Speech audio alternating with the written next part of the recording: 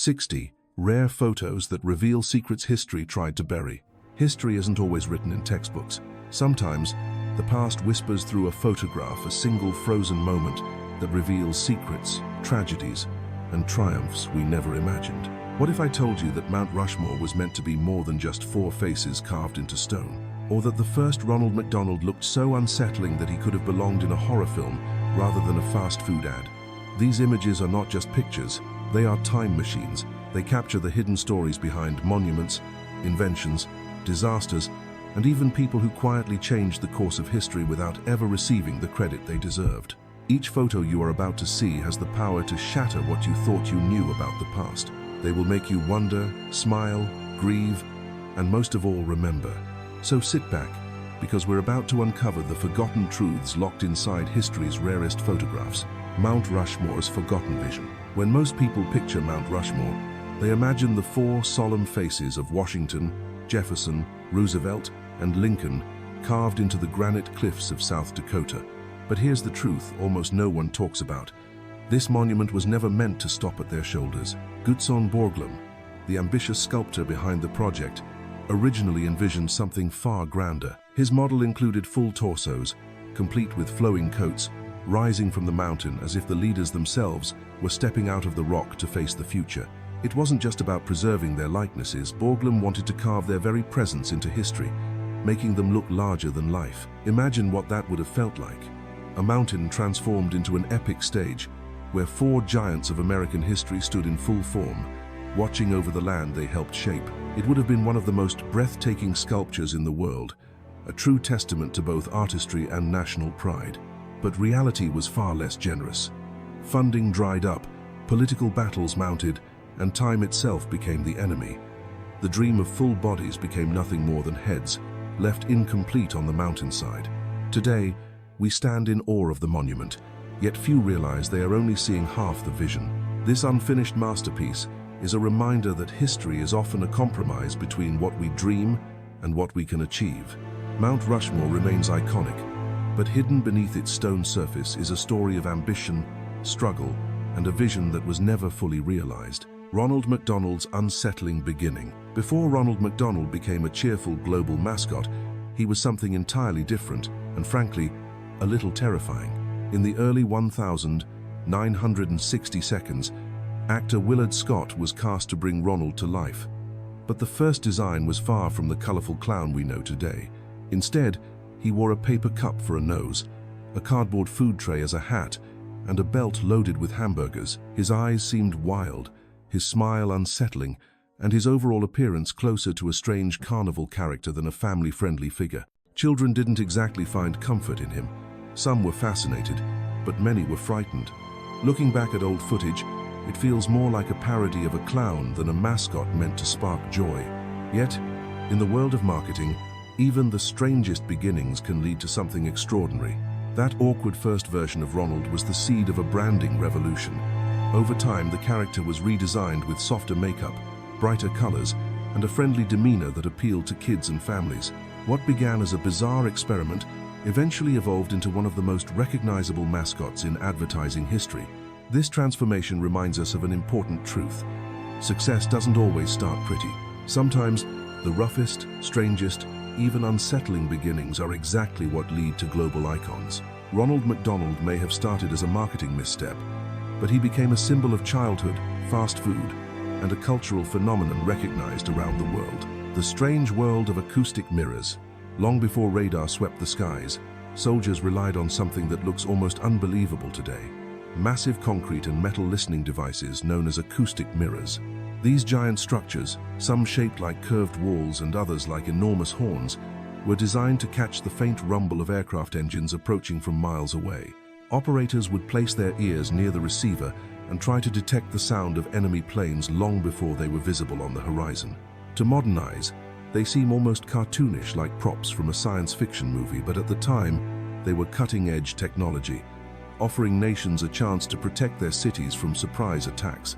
Standing beside one of these machines must have been surreal. Imagine the eerie silence of a countryside, broken only by the echoing hum of distant engines, funneled directly into your ears through a giant stone or steel dish. For the soldiers who manned them, It wasn't just an experiment, it was a matter of life and death. Although acoustic mirrors were eventually replaced by radar in the 1930 seconds and 40 seconds, they served a vital role in an era when aviation was still new and unpredictable. Some of these strange relics still stand today, silent monuments to human ingenuity and desperation in the face of war. They remind us that progress often begins with odd, imperfect inventions. What once looked bizarre eventually paved the way for technologies that changed the course of history. In their strange, echoing walls, we can still hear the determination of a generation preparing for the storms of the future. Selma Burke and the hidden history of the dime. Every time you hold a dime in your hand, you're carrying a piece of art created by a woman most people have never heard of. Her name was Selma Burke, a sculptor, teacher, and visionary whose work quietly shaped American history. In the mid-1940 seconds, Burke was chosen to create a portrait of President Franklin D. Roosevelt. She sketched him in person, capturing his features not as a politician wrapped in power, but as a man carrying the weight of a nation in wartime. From those sketches, she later sculpted a stunning profile that captured both strength and vulnerability, a leader who was human before he was monumental. That image became the basis for the design we now see on every dime in circulation. Yet for decades, Burke's role was overlooked, her contribution overshadowed by others who received the official credit. Like so many women and artists of her time, her name nearly vanished from the story, even though millions of Americans unknowingly carried her art in their pockets every single day. Selma Burke's legacy is finally being rediscovered, and rightly so. She wasn't just a sculptor. She was a trailblazer who broke barriers for Black women in the arts, refusing to let her talent go unseen. Her story is a reminder that behind every symbol we take for granted, there may be an unsung hero who gave it life. The dime is small, easily overlooked, but its story and Burke's is monumental. It tells us that greatness doesn't always stand on pedestals. Sometimes, it quietly endures in the palm of your hand. The first underwater human photograph. In 1899, French scientist and pioneer Louis Boutin forever changed the way humanity saw the ocean. Until then, underwater images were clumsy at best, taken from the surface using poles, mirrors, or wires. They showed glimpses of marine life, but never the true perspective of being beneath the waves. Boutin dared to do something no one else had. He submerged himself and his heavy, customized camera deep under the water. The equipment was enormous and unwieldy, specially built to withstand pressure and keep the fragile photographic plates dry. Each shot required patience, courage, and a willingness to risk both failure and personal safety. The result was astonishing. He captured the very first photograph of a human being underwater, a groundbreaking image that transported viewers into a world they had never seen with their own eyes. For the first time, people could witness life below the surface, not through imagination or art, but through the lens of science and innovation. This wasn't just about photography, it was about expanding the boundaries of human exploration. Boutin's work opened the door for future marine scientists, divers, and adventurers. His courage paved the way for underwater cameras, documentaries, and the stunning visuals of marine life we now take for granted. When we look back at that grainy, black and white image today, it may not seem spectacular compared to modern high-definition footage, but in 1899, it was nothing short of revolutionary. Boutin didn't just capture a man underwater, he captured humanity's first step into an entirely new world. The brutal first Tour de France, 1903. Today, the Tour de France is a spectacle of endurance, strategy, and technology. Teams of riders supported by cars, radios, and nutritionists battle across France with millions watching worldwide. But in 1903, when the very first tour was held, things looked very different. Picture this. A group of cyclists pedaling through rugged countryside, dressed not in aerodynamic jerseys but in wool suits, flat caps, and heavy shoes. Helmets didn't exist. Hydration packs weren't even imagined. The bicycles were primitive by today's standards. No gears to shift, no lightweight frames, no shock absorption. Every hill was conquered by sheer muscle, every mile by stubborn determination. The race itself stretched over 1,500 miles, a punishing journey across mountains, cobblestones, and endless rural roads. Riders faced brutal conditions, scorching sun by day, freezing nights, and little sleep in between.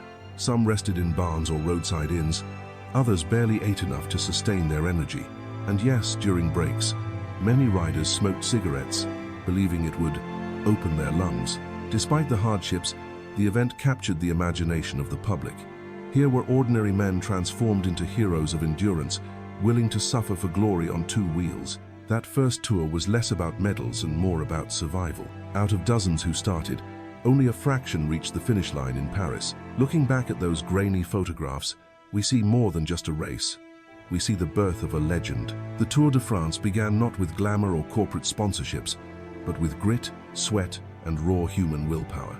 And it is that spirit forged in 1903 that still defines the race to this very day, the quiet beginnings of international tennis, 1883. When we think of tennis today, we picture roaring stadiums, flashing cameras, and athletes earning millions under the spotlight. But rewind to 1883, and the scene was entirely different. That year, an important match took place between two English brothers, William and Ernest Renshaw, and the visiting American Clark brothers. It was more than just a friendly competition, it was one of the earliest international tennis matches ever recorded. Yet, instead of massive crowds, there was only a modest group of spectators gathered around a simple grass court. The players were dressed not in modern shorts and moisture-wicking shirts, but in formal full-length trousers and collared tops. The equipment, too, was primitive, heavy wooden rackets with gut strings and balls that behaved unpredictably on the uneven turf. There were no roaring fans, no dazzling sponsorships, no bright stadium lights, only the quiet intensity of four men pushing the limits of a young sport. What makes this moment so remarkable is that it planted the seeds for the global game we know today. From this humble setting, tennis grew into a sport that would one day captivate millions. From Wimbledon to the US Open, every thunderous rally, every packed stadium, and every historic championship owes a quiet debt to these early pioneers who played simply for love of the game. Looking at that old photograph now, it feels almost surreal. In the stillness of that small grass court, history was quietly being written. The world of international tennis didn't begin with fanfare. It began with a few players, a patch of grass, and a shared passion that would change sports forever. The night America celebrated the end of Prohibition. For 13 long years, from 1920 to 1933, the United States lived under Prohibition, a nationwide ban on the sale of alcohol. Speakeasies operated in secret, bootleggers smuggled liquor under the cover of night, and ordinary citizens lived in fear of being caught for something as simple as sharing a drink with friends. It was an era marked by defiance, crime, and frustration. Then, on the 5th of December 1933, everything changed. With the ratification of the 21st Amendment, Prohibition was officially over. That night, across the country, bars that had been shuttered for over a decade threw open their doors. In Chicago, New York, and countless cities, people poured into taverns, raising glasses with tears in their eyes and laughter in their voices. Photographs from that night capture a wave of jubilation. Men clinking bottles, women smiling with relief, bartenders barely able to keep up with the flood of thirsty customers. It wasn't just about alcohol, it was about freedom, the return of a social ritual that had been stolen from everyday life. For many, it felt like reclaiming a piece of their identity. Of course, the end of Prohibition didn't erase the scars it left behind. Organized crime had flourished, communities had been divided, and trust in the government was shaken. But in that moment, none of that mattered. What mattered was the sound of laughter spilling into the streets, the clinking of glasses echoing like a national toast, and the sense that life in all its messy, joyful imperfection was finally returning. That night remains etched in history not just as the end of a law, but as the rebirth of celebration itself. The haunting view of 9/11 from space. On the 11th of September 2001, the world changed forever. We all remember the images from the ground, the collapsing towers, the chaos in the streets, the smoke and ash that swallowed Manhattan. But there is another image of that day, one taken from hundreds of miles above Earth, that captures the tragedy in an entirely different way. From the International Space Station, astronauts looked down at New York City and saw a single plume of smoke rising into the sky. Against the vast darkness of space and the curve of the Earth, that smoke appeared small, almost fragile. Yet, to those watching from above, it represented unimaginable loss and sorrow. The photograph is haunting in its distance. Unlike the frantic images on the ground, it shows the tragedy as a quiet scar on the planet, visible even from orbit. It reminds us that the pain of that day was not confined to New York, or even to America. It was felt around the globe. From space, Earth looked united in its grief, a single fragile world wounded in an instant. This image carries a chilling contrast. From far away, the plume could be mistaken for a simple fire, but for those who lived through that day, it represents lives lost, families shattered, and a future forever altered.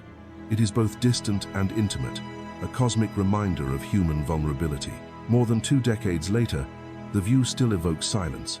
It tells us that history's darkest moments are not just seen in streets and cities, but also etched into the memory of our planet itself.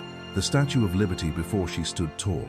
Today, the Statue of Liberty is one of the most powerful symbols of freedom in the world, her torch raised high above New York Harbor. But before she became the guardian of millions of immigrants arriving in America, she was simply a work in progress, a colossal puzzle of copper and steel rising piece by piece in a Paris workshop. In the late 1800s, French craftsmen and engineers labored tirelessly to assemble the statue for the very first time. Photographs from that era show Lady Liberty unlike we've ever known her. Her face lying flat on the ground, her massive arm and torch towering over rooftops, scaffolding clinging to her enormous frame like a skeleton of ambition. The process was painstaking. Each sheet of copper had to be hammered into shape, riveted, and tested for strength. For the workers, it wasn't just another project, it was a mission to create a gift that would embody both France's artistry and America's ideals. Day by day, the pieces came together until the statue stood in full form for the first time, not in New York, but in Paris. And then came the monumental task of taking her apart again. The statue was carefully disassembled, packed into crates, and shipped across the Atlantic. In 1885, she arrived in New York, where she was reassembled on Bedloe's Island, now Liberty Island. When she was unveiled in 1886, the world gained not just a monument, but a universal symbol of hope and freedom. Seeing those early photos today is almost surreal. They capture the moment when the Statue of Liberty was still just a dream in pieces, waiting to become whole. It's a reminder that even the greatest icons of history began as fragile fragments, stitched together by human hands and shared vision. The final photograph of the Titanic before disaster, in April 1912, the RMS Titanic was the pride of modern engineering, a floating palace that symbolized wealth, ambition, and human progress. She was hailed as unsinkable, a marvel of luxury and power unlike anything the world had ever seen. One haunting photograph captures her during her final stop at Queenstown Island, just before she set out across the Atlantic toward New York. In the image, the Titanic looks majestic and serene, smoke rising from her funnels, passengers waving from her decks. No one in that moment could have imagined the tragedy that was only days away. On board were more than 2,200 souls, wealthy elites dining in opulent salons, families chasing the American dream, and workers seeking new lives. The ship itself was outfitted with grand staircases, lavish cabins, and even a gymnasium, comforts unheard of at sea. To those who boarded her, the Titanic was not just transportation, it was a promise of a better future. But just 3 days later, that promise shattered. On the night of the 14th of April, the Titanic struck an iceberg and sank into the icy Atlantic, claiming over 1,500 lives. The very ship once celebrated as unsinkable became a symbol of human overconfidence and vulnerability. That final photograph, taken before the voyage's end, now carries a chilling weight. What once was simply a record of a proud departure has become a ghostly reminder of fragile lives and dreams cut short. It freezes a moment of joy and anticipation that history would soon turn into sorrow. More than a century later, the Titanic's story continues to echo. And in that single image, we are reminded of both humanity's greatest triumphs and its most devastating losses. The last known photo of the Tasmanian tiger. Among the most haunting images in natural history is a black and white photograph of a lonely animal pacing back and forth inside a cage. It was the Tasmanian tiger, also known as the thylacine, and it would soon vanish from the earth forever. The thylacine was unlike any other creature. A carnivorous marsupial native to Tasmania, it looked like a strange blend of wolf and kangaroo, with distinctive stripes running down its back. Its jaws could open alarmingly wide, giving it a fierce appearance, though it was often shy by nature. For thousands of years, it roamed the wilderness, part of Tasmania's delicate ecosystem. But when European settlers arrived, everything changed. Farmers blamed the animal for killing livestock, and a relentless hunting campaign began. Bounties were offered for every thylacine killed, and its numbers quickly dwindled. By the early 20th century, sightings were rare. Zoos captured a few survivors, but even there, the animals struggled to live. The last known thylacine, often referred to simply as Benjamin, lived at Hobart Zoo. In 1936, a photographer captured him pacing inside his enclosure. Just months later, he died, and with him, an entire species disappeared. The photograph remains the final visual record of a creature humanity drove to extinction.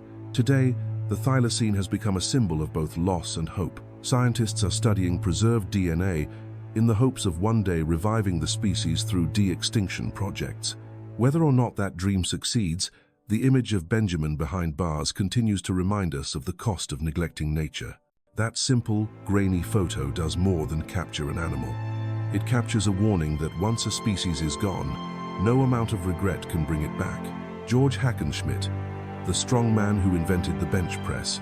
In the early 1900 seconds, long before fitness became an industry, there was one man who changed the way the world thought about strength. George Hackenschmidt. Known as the Russian Lion, he was more than just a strongman. He was a philosopher, a wrestler, and a pioneer whose influence still echoes in every modern gym.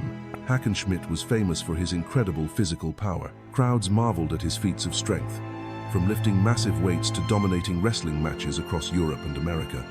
But unlike many performers of his era, he didn't see strength as mere spectacle. To him, physical training was a science, a way to build both body and mind. One of his greatest contributions to the fitness world was the invention of the bench press. At a time when weightlifting was crude and limited, Hackenschmidt experimented with new ways of training. By lying on a bench and pressing a barbell upward, he developed an exercise that isolated the chest and upper body muscles like never before. It was revolutionary. What began as his personal training method soon became a cornerstone of strength training around the world. But Hackenschmidt wasn't just about muscles. He wrote books on health, philosophy, and the importance of discipline. He believed that strength of character was just as vital as strength of body. His vision of fitness wasn't about vanity, it was about resilience, clarity of mind, and the pursuit of excellence. Today, every time someone loads a barbell and performs a bench press, they are unknowingly carrying forward Hackenschmidt's legacy. He wasn't simply a man of iron. He was a thinker, a teacher, and a pioneer whose ideas transformed fitness into a lifelong pursuit of strength and balance. Gandhi's few simple belongings. When most people think of great leaders, they imagine grand palaces, fine clothes, and treasured possessions. But for Mohandas Karamchand Gandhi, known to the world as Mahatma Gandhi, greatness was found in simplicity.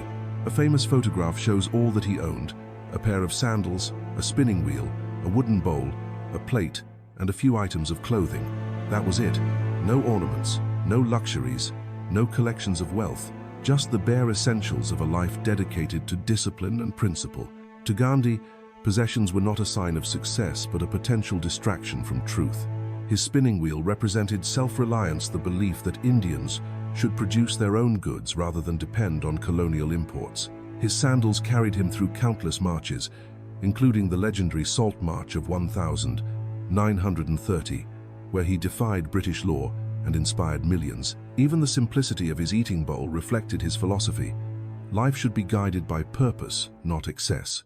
But Gandhi's minimalism was never a performance. He did not live simply to make a statement.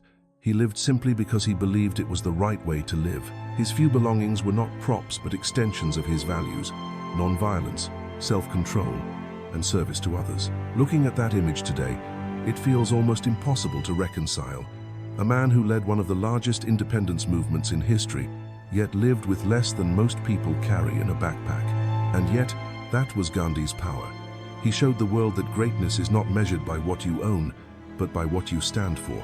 His belongings remind us that true strength often comes not from accumulation, but from letting go. Albert Wilson, the last Civil War drummer boy. Some photographs feel like living bridges between centuries, and one of the most poignant is that of Albert Wilson. As a boy, he served as a drummer in the Union Army during the American Civil War. As an old man, he lived long enough to witness the rise of rock and roll. Drummer boys were often the youngest on the battlefield, some no older than 12. They didn't fight with rifles, but their role was no less crucial. With steady hands and youthful courage, they carried the beat of the army, sending signals through rhythm when voices were drowned out by the chaos of war.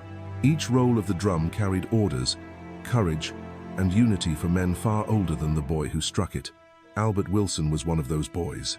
Through the smoke, fear, and exhaustion of the Civil War, his drumbeat was a lifeline.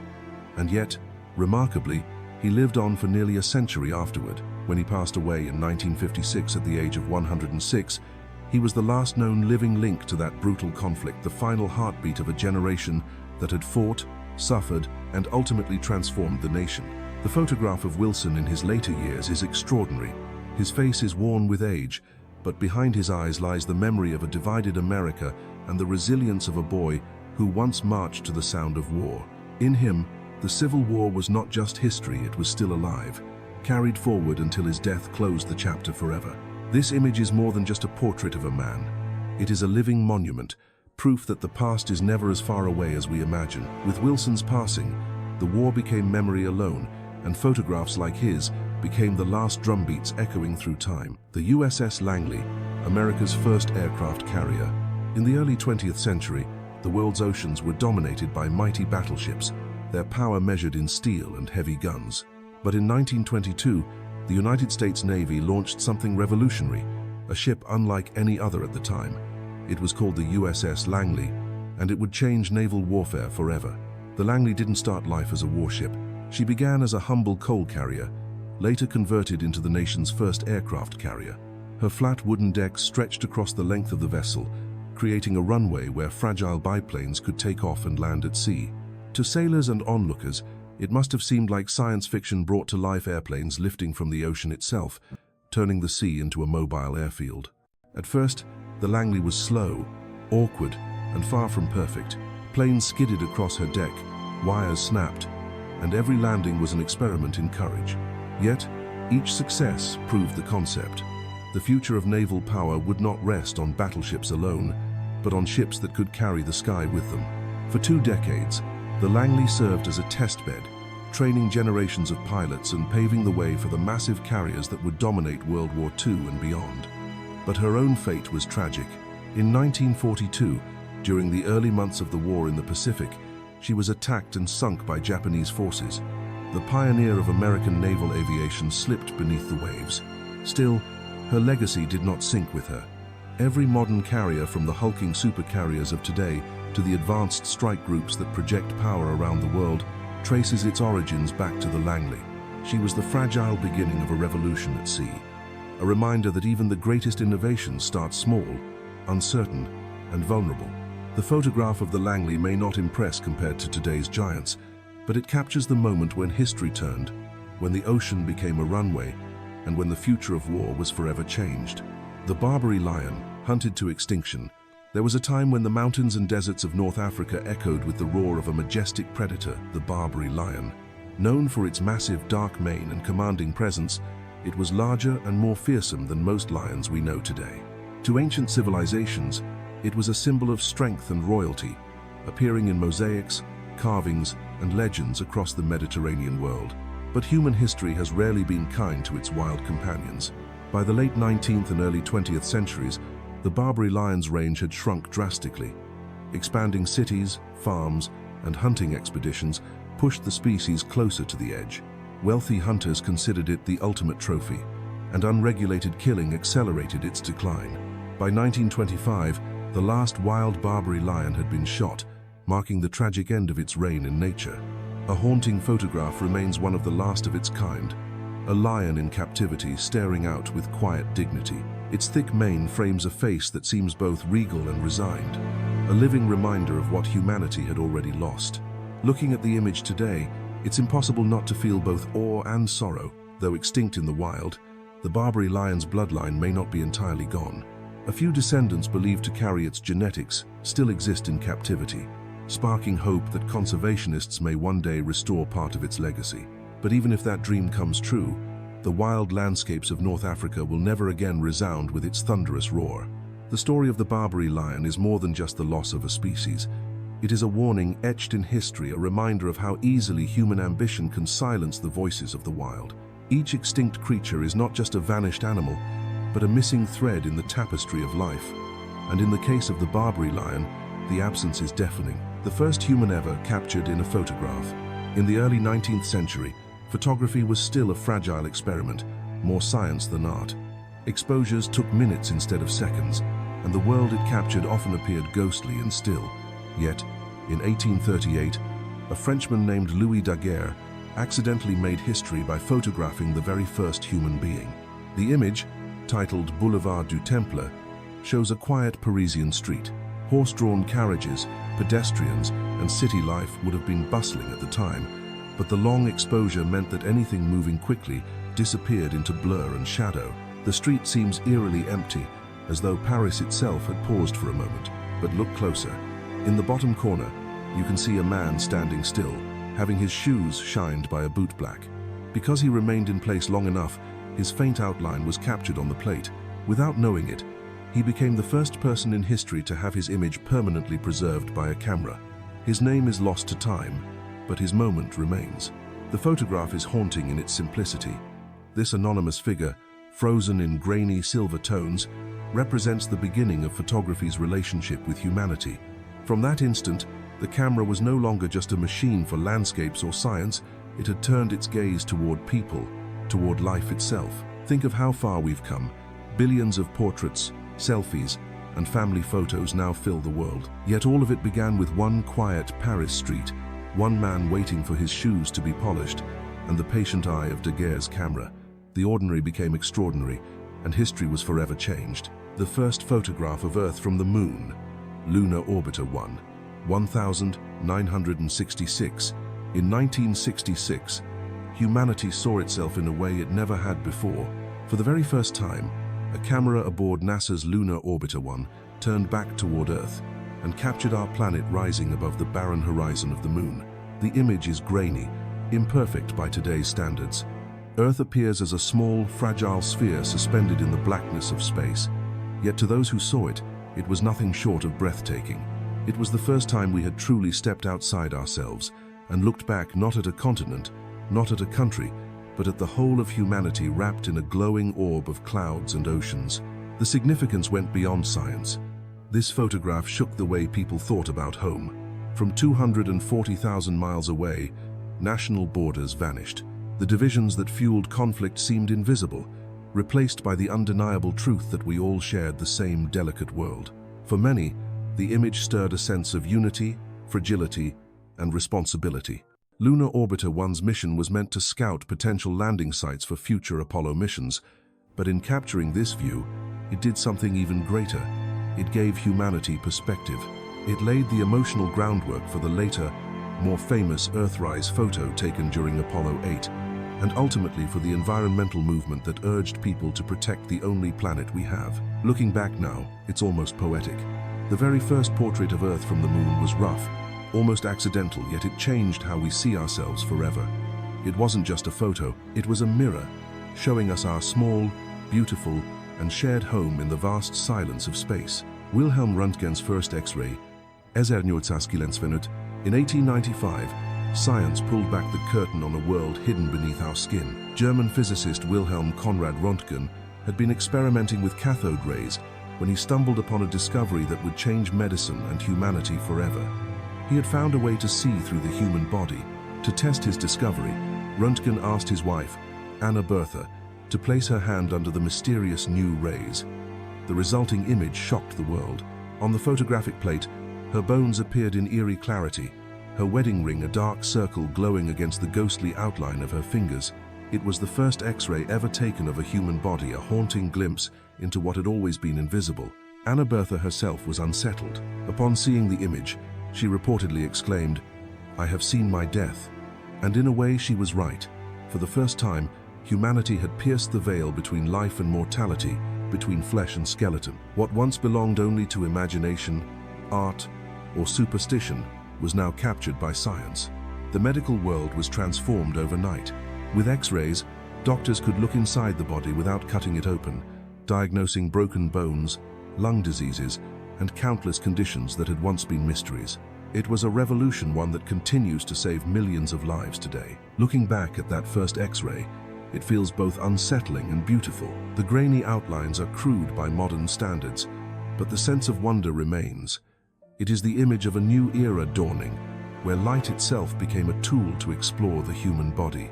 René Gen's discovery reminds us that sometimes the most extraordinary breakthroughs come not from seeking glory, but from curiosity and the courage to look deeper than anyone had before. Abraham Lincoln's final inauguration, 1865.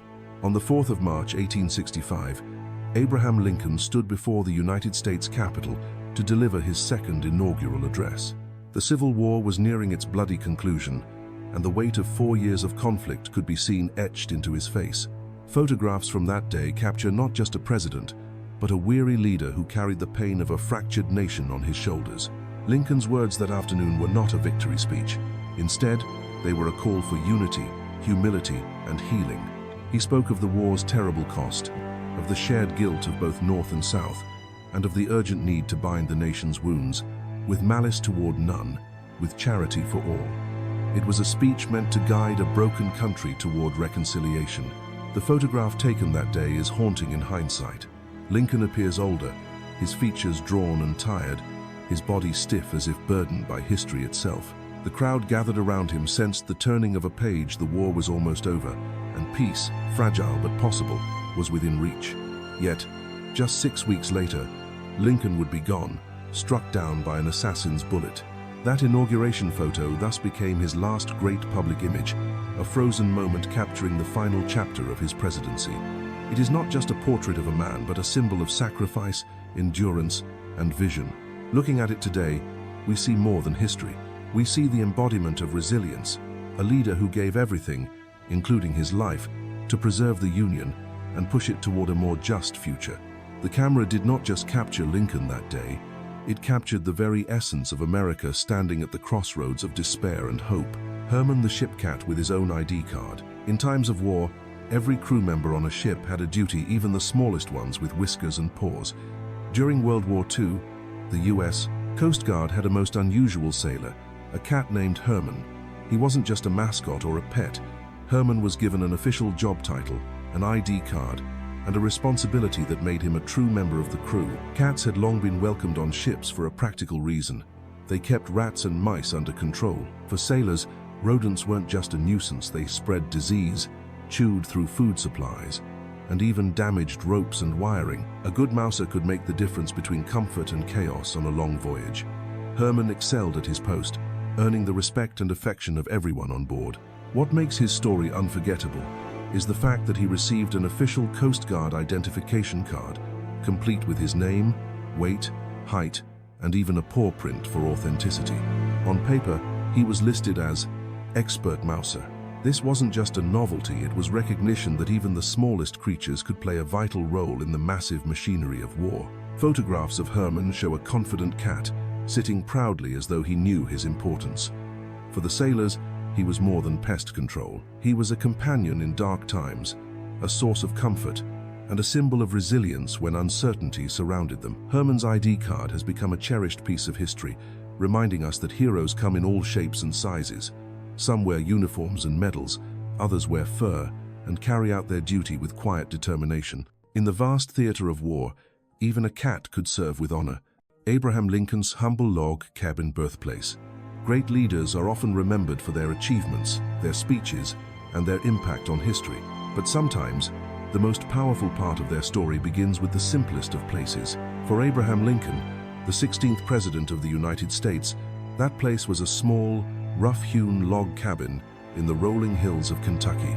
The cabin, barely large enough for a family, stood as a symbol of poverty and struggle. With its single room, dirt floors, and handmade furniture, it was far from the grandeur of the White House he would one day inhabit. Yet within those wooden walls, a boy was born who would grow into a man capable of guiding a fractured nation through its greatest trial. Lincoln's humble beginnings shaped him in profound ways. He learned the value of hard work by helping his family farm the land.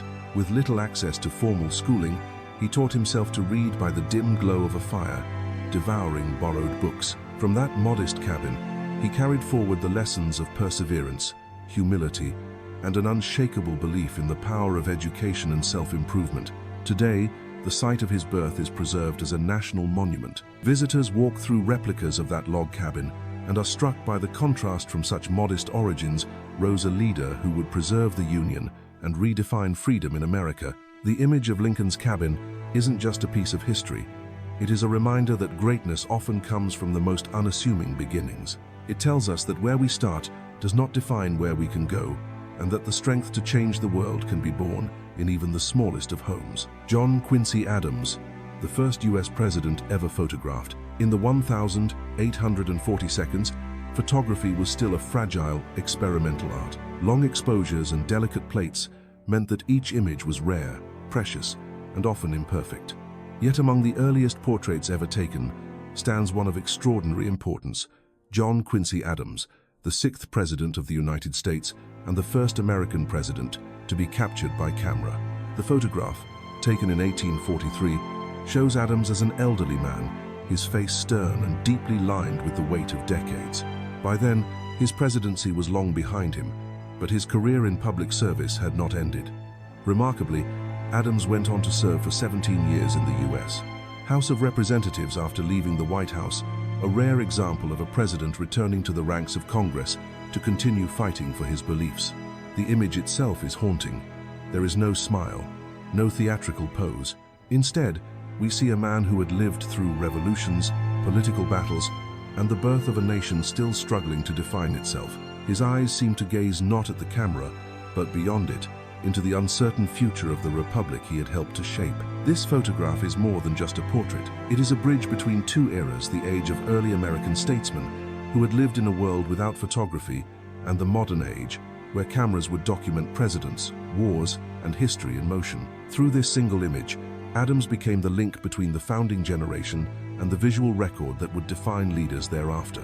Looking at his photograph today, we see more than the likeness of a man. We see the continuity of leadership, the endurance of a fragile democracy, and a reminder that history is always moving forward, even as the camera captures a single, fleeting moment. The Home Insurance Building, the world's first skyscraper. In today's world, city skylines are forests of steel and glass, with towers stretching hundreds of meters into the sky. But the story of the skyscraper began humbly in Chicago in 1885, with a structure that rose only 10 stories high, the Home Insurance Building. At first glance, it didn't seem revolutionary. 10 stories may not impress us now, but in the late 19th century, it was a marvel. What made it extraordinary wasn't its height, but the way it was built. Instead of relying on heavy stone or brick walls to bear the weight, the Home Insurance Building used a steel frame, a skeletal structure that allowed it to rise higher and lighter than traditional methods ever could. This innovation changed everything. For the first time, architects realized that buildings could grow vertically without collapsing under their own weight. The steel skeleton became the foundation of modern architecture, paving the way for the breathtaking skylines we know today, from New York's Empire State Building to Dubai's Burj Khalifa. The Home Insurance Building itself was modest by comparison. It stood in downtown Chicago as both a functional office building and a bold experiment in engineering. Sadly, it was demolished in 1931, but its legacy towers above us in every major city on Earth. Photographs of the building may look ordinary now, but they capture the exact moment humanity decided to stop expanding outward and start reaching upward. It was the first step in a race toward the sky, a race that continues to this very day. The Home Insurance Building reminds us that even the tallest dreams begin small, with one bold idea, one leap of imagination, and one structure that dared to break the limits of the past. Ahmet Ali Çelikten, the first black military pilot. When we think of aviation pioneers, names like the Wright brothers or Amelia Earhart often come to mind. But hidden in the early history of flight is a man whose story deserves far greater recognition: Ahmet Ali Çelikten, one of the world's first black military pilots. Born in 1883 Izmir, within the Ottoman Empire, Çelikten grew up at a time when powered flight was still a dream. By 1914, just over a decade after the Wright brothers' first flight, he graduated from the Ottoman Flight School and took to the skies. At a time when airplanes were fragile contraptions of wood and canvas, Çelikten's achievement was extraordinary, but his identity made it even more groundbreaking. In an era when racial barriers limited opportunities across much of the world, Chellington shattered expectations. He not only became a pilot but also served in World War I, flying reconnaissance and combat missions. His presence in the cockpit challenged deeply ingrained stereotypes and expanded the story of who belonged in aviation's history. Photographs of him in uniform show a man of dignity and quiet pride, standing alongside fellow aviators. Though history books have too often overlooked his contributions, his story carries immense symbolic weight. He proved that courage and skill, not skin color, defined a pilot. Today, as the world celebrates aviation heroes, Chellington's name is slowly being rediscovered. His legacy is not only about flying planes, it is about breaking barriers, inspiring future generations, and showing that the sky belongs to everyone. The story of Ahmet Ali Chellington is a reminder that history is richer and more diverse than the narrow versions we sometimes inherit. Behind every milestone, there are often forgotten pioneers who dared to rise above. Hoovervilles in Central Park during the Great Depression. When people think of Central Park in New York City, they often picture sprawling lawns, peaceful lakes, and the sound of music drifting from summer concerts. But during the depths of the Great Depression in the 1,930 seconds, the park carried a very different image, one of desperation, survival, and human resilience. In 1933, as unemployment soared and families lost their homes, thousands of Americans built makeshift shelters in parks and vacant lots across the country. These shantytowns came to be known as Hoovervilles, named bitterly after President Herbert Hoover, who was widely blamed for the nation's economic collapse. Even in the heart of Manhattan, Central Park became home to a small city of the homeless. Photographs from that time show rough wooden huts and scrap metal shelters huddled together on park grounds. Smoke curled from tin chimneys, laundry lines stretched between shacks, and families did their best to carve out a life amid hardship. For many, these shanties were the only alternative to sleeping on cold streets. The contrast was staggering. The glittering skyline of New York loomed over a village of poverty at its center. Visitors strolling the park today might never guess that such scenes once unfolded on the very same ground where children now play and tourists gather. Yet out of that struggle came stories of resilience. Neighbors shared food, pooled resources, and leaned on each other when the government and economy failed them. The Hoovervilles of Central Park became a symbol not only of despair, but also of the determination to endure against overwhelming odds. These images remind us that even the most iconic places can hold forgotten histories of suffering and survival. Central Park, often seen as a symbol of leisure, was once a canvas of human endurance during one of America's darkest chapters, the Titanic's forgotten gymnasium. When people imagine the Titanic, they often think of glittering ballrooms, grand staircases, and lavish dining halls. But hidden among the ship's many luxuries was something surprisingly modern, a fully equipped gymnasium. For the wealthy passengers traveling first class, exercise was considered an important part of a refined lifestyle. The gym featured a rowing machine, stationary bicycles, a punching bag, and even an electric camel and horse simulator, odd but fashionable contraptions of the time. It was a place where men in suits and women in long skirts could work up a sweat while crossing the Atlantic in style. A haunting photograph taken on the Titanic shows a passenger casually using the rowing machine, his expression relaxed, unaware that disaster loomed just days ahead. The image captures a chilling contrast, the calm normalcy of daily life aboard a ship that the world believed to be unsinkable, balanced against the shadow of the tragedy to come. The gymnasium was more than just a novelty. It symbolized the confidence of the early 20th century, a belief that technology and progress could provide comfort, luxury, and even health in the middle of the ocean. Yet all of that vanished when the Titanic struck the iceberg. The grand salons, the ornate cabins, and even the gym were swallowed by the sea. Looking back, the gymnasium is a strange but powerful reminder that life aboard the Titanic was not just opulence and spectacle. It was also routine, filled with ordinary moments, stretching, pedaling, exercising that became extraordinary only because of what followed. The photo of that simple workout endures as a haunting snapshot of life's fragility, when a moment of calm can stand just steps away from catastrophe. Al Capone's tense courtroom trial, 1931. In the Roaring Twenties, Al Capone was untouchable. He was the king of Chicago's underworld, ruling over bootlegging, gambling, and crime with wealth and violence. Police knew his name, the public feared his power, but no one could bring him down until 1931, when Capone finally faced trial. But it wasn't for murder, racketeering, or violence. It was for tax evasion. The federal government had found its opening, and the most feared gangster in America was suddenly cornered by numbers on a ledger. Photographs from the courtroom capture a tense, almost surreal atmosphere. Rows of men sit with hats pulled low over their faces, trying to hide from the camera's gaze. Many were suspected mobsters, reporters, or curious spectators who didn't want to be identified near Capone. The fear was real. Being seen in that courtroom could mean trouble, from both the law and the mob. Capone himself, dressed sharply as always, tried to appear calm. But beneath the surface, his empire was crumbling. The trial was more than just a legal proceeding. It was a showdown between law and organized crime, a turning point in America's battle against corruption.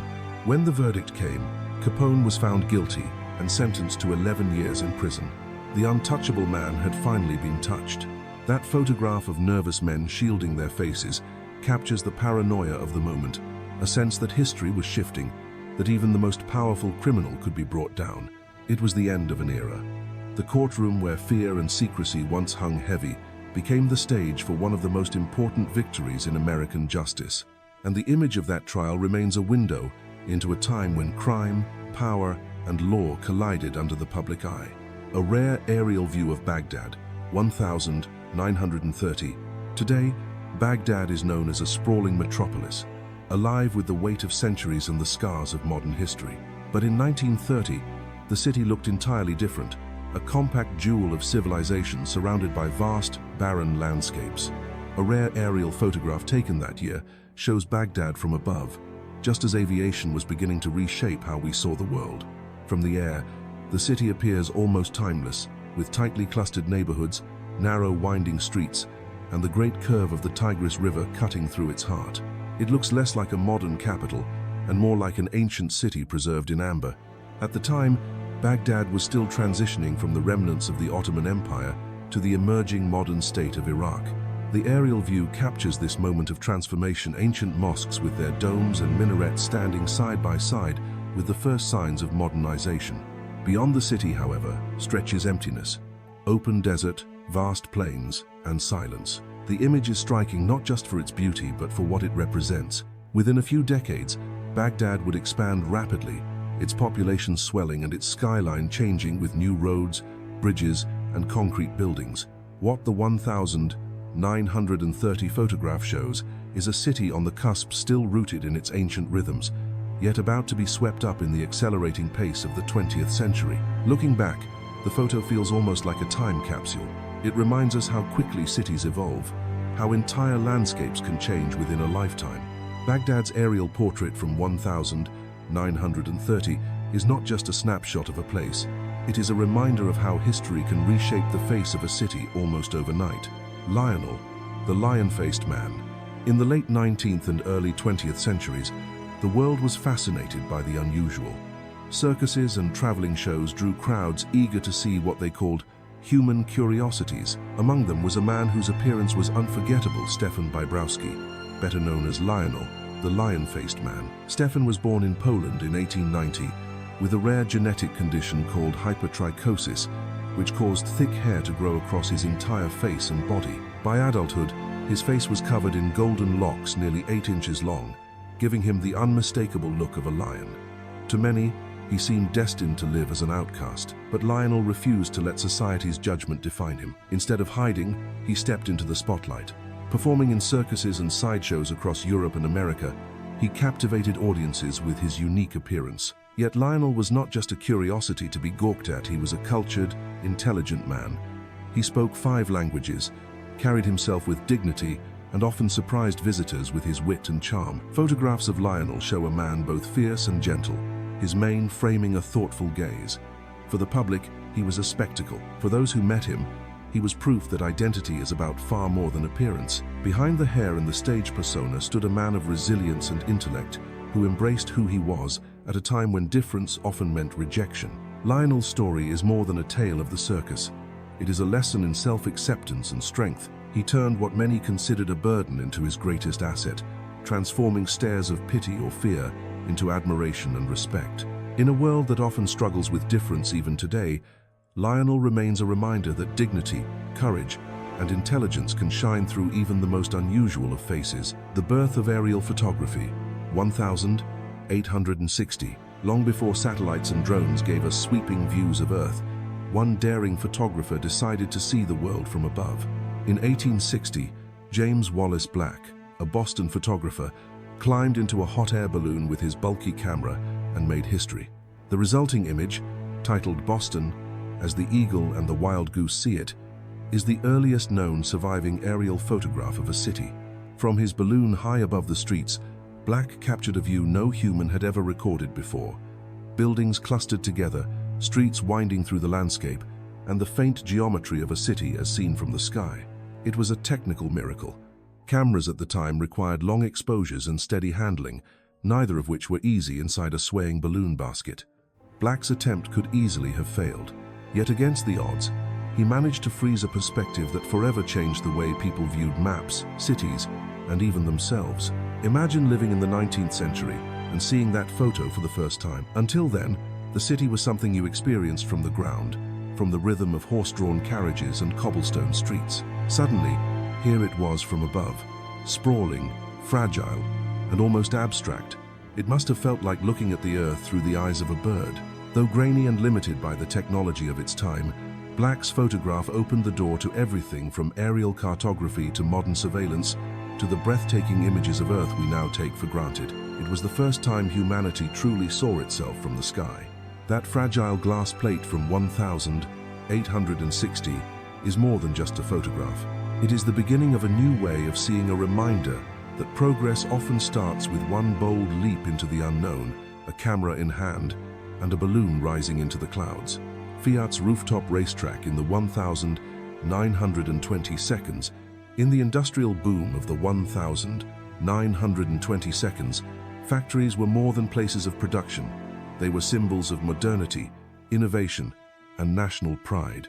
But in Turin, Italy, the Fiat automobile company built something that astonished the world: a racetrack on the roof of its Lingotto factory.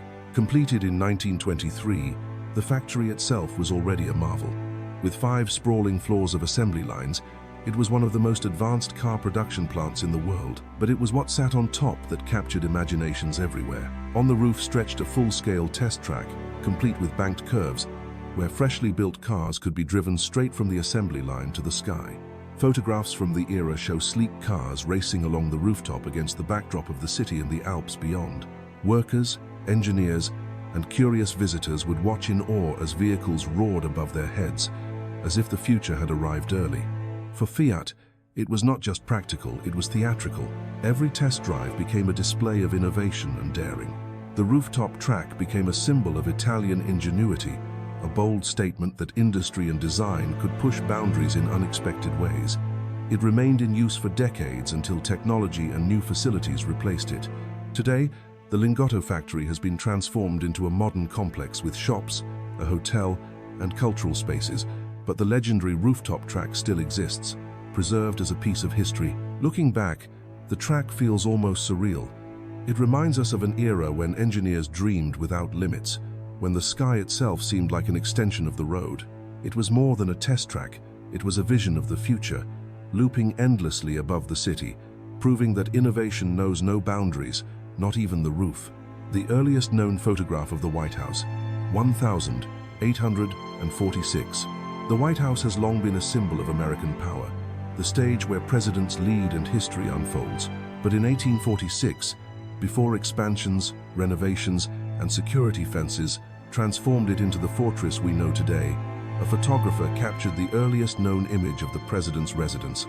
The photograph is grainy and distant, yet hauntingly powerful. It shows the White House standing in quiet simplicity, its familiar columns already in place, but without the imposing grandeur it would later acquire. At the time, photography itself was still new. The daguerreotype process required long exposures and produced fragile images on silver-coated plates. To turn the camera toward the nation's most important house was to freeze a young democracy in its formative years. Think about what the building had already seen by 1846. It had survived the War of 1812, when British troops set it aflame. It had housed some of the earliest presidents, from John Adams to James Polk, each shaping the young republic in ways that still echo today. Yet in the photo, the house looks quiet, almost unassuming, as if unaware of the storms of history still to come. Since then, the White House has borne witness to civil war, assassination, celebrations, protests, and countless decisions that shaped the nation and the world. Today, it is instantly recognizable across the globe. But this first photograph reminds us that even symbols of power begin modestly. Looking at that 1846 image is like peering through a keyhole into another world. It shows not just a building, but a country still young, fragile, and uncertain of its future. And yet, within those walls lay the promise of what America could become, the Statue of Liberty's disembodied face during construction. Before she towered over New York Harbor as a beacon of hope, the Statue of Liberty lay in pieces across a Parisian workshop. Among the most striking images from that time is one that shows her colossal face resting on the ground, detached, silent, and waiting. The photograph is surreal. Lady Liberty's copper visage lies flat like a mask, surrounded by scaffolding and curious onlookers who appear small beside her monumental features. Her calm expression, so familiar today, feels strangely unsettling when separated from the rest of her body. It's as though she is both alive and incomplete, a dream paused in mid-creation. This was the 1870 seconds when French sculptor Frédéric-Auguste Bartholdi and his team were painstakingly assembling the statue piece by piece. Each part, the torch, the crown, the arm, and yes, the face, was built separately before being joined together into the towering figure we recognize today. For those who walked past her giant face on the ground, it must have been hard to imagine that one day she would rise to become an icon for millions of immigrants arriving in America. Seeing Liberty in fragments offers a rare perspective on history's most famous monuments. We are reminded that even the greatest symbols of freedom and unity are built slowly, imperfectly, and with the labor of countless hands. The statue didn't simply appear as a finished masterpiece, it grew piece by piece, just like the ideals it represents. That photograph of her disembodied face captures more than construction.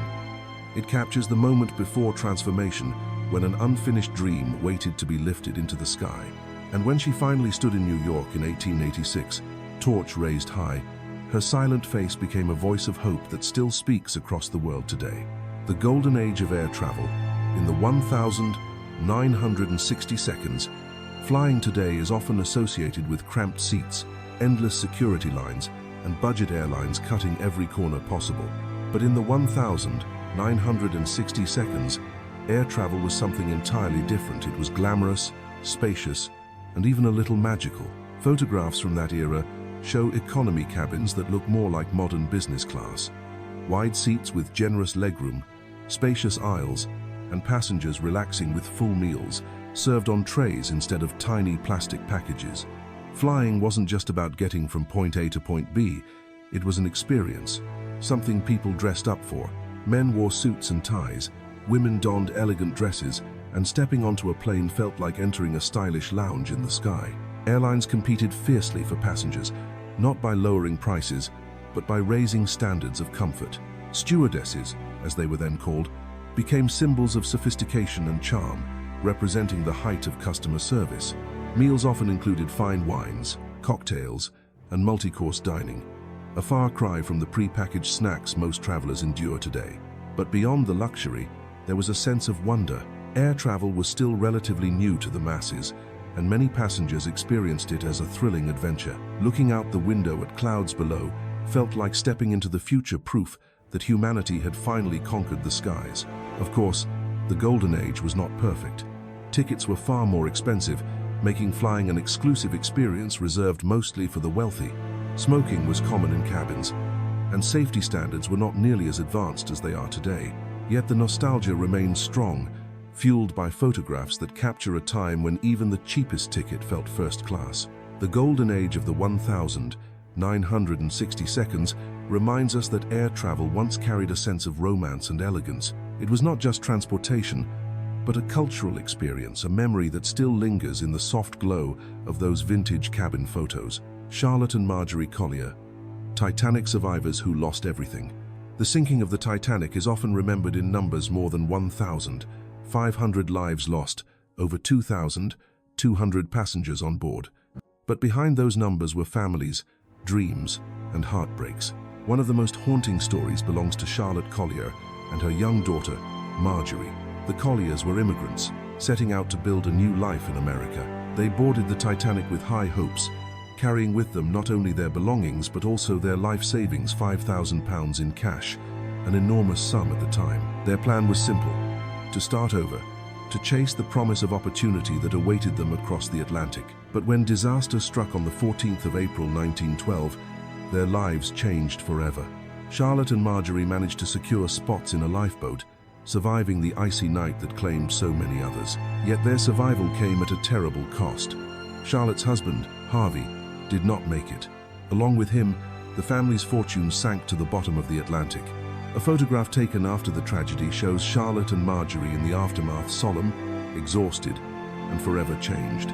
Their faces reflect both the relief of survival and the crushing grief of loss.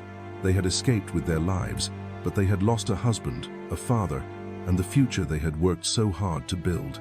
Their story is a reminder that the Titanic was not just a disaster of steel and ice, but of human lives and dreams torn apart. For Charlotte and Marjorie, survival was bittersweet, a mixture of gratitude and sorrow that they carried with them for the rest of their days. In that single photograph, we see not just two survivors, but the human cost of one of history's greatest tragedies, a cost that numbers can never fully capture. Edward Llewellyn's record-breaking sea bass catch, 1,903. Fishing has always been a test of patience, skill, and luck. But in 1903, off the coast of California's Catalina Island, one man reeled in a catch so extraordinary that it became the stuff of legend. His name was Edward Llewellyn, and his prize was a giant sea bass weighing an unbelievable 425 pounds. At a time when big game fishing was still in its infancy, this catch shocked the sporting world. Photographs from the day show Llewellyn standing proudly beside the massive fish, its size dwarfing him and almost defying belief. It wasn't just a fish, it looked like a sea monster, proof of the ocean's untamed power. The feat required more than just strength.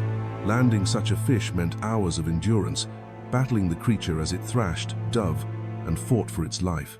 For Llewellyn, every tug of the line was a contest between man and nature, a test of who would prevail. When he finally pulled it aboard, it wasn't just a victory, it was a world record.